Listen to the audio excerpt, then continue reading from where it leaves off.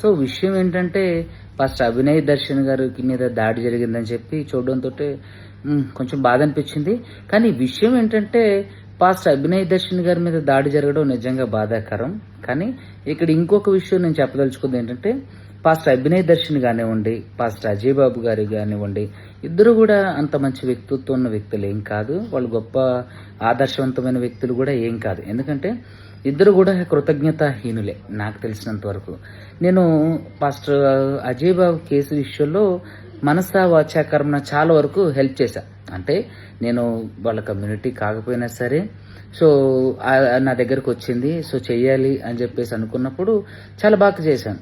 So నాతో పాటు సరోజా భాస్కర్ గారు చేశారు, తమ్ముడు అశోక్ చేసిండు హైదరాబాద్ నుంచి, తర్వాత ఇంకా 4-5 మనసా వాచా కర్మన తిరిగి మరీ చేశాం.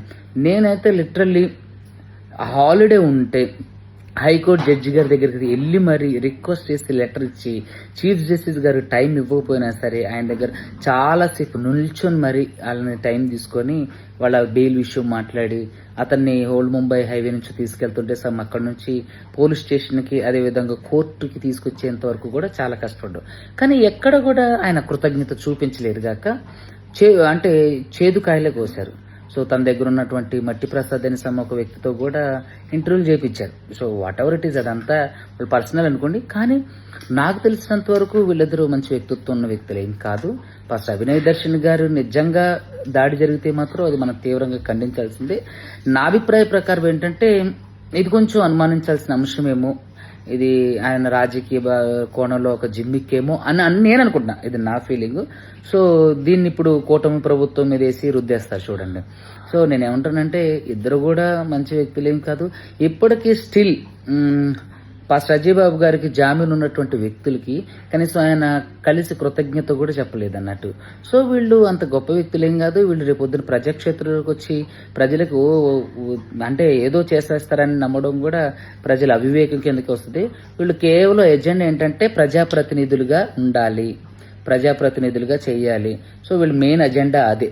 సో కాబట్టి ఎవరి మీద అయినా బురద జల్లేస్తారు, వీళ్ళకి కావాల్సింది తీసుకుంటారు, ఇంకా రకరకాలుగా. సో నాకు తెలిసింది ఇది వీళ్ళిద్దరు నాకు పర్సనల్గా తెలుసు కాబట్టి ఫస్ట్ అజయ్ బాబు గారిది మా ఊరు పక్కనే కాబట్టి అభినయ్ దర్శన్ నేను దగ్గరుండి దాదాపు 4 రోజుల నుంచి చూసాయి కాబట్టి చెప్తున్నా.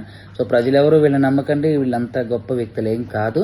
సో ఒకవేళ నిజంగా వాళ్ళు మనస్ఫూర్తిగా చేస్తున్నారంటే నా అభిప్రాయం ప్రకారం అయితే వాళ్ళు మనస్ఫూర్తిగా చేస్తలేరనే చెప్తున్నా. అధికారం కోసం చేస్తున్నారు అనేది మాత్రం నాకు క్లారిటీగా అర్థమైన అంశం. సో వీళ్ళు ఎవరికి కనీసం సహాయం కూడా చేయరు.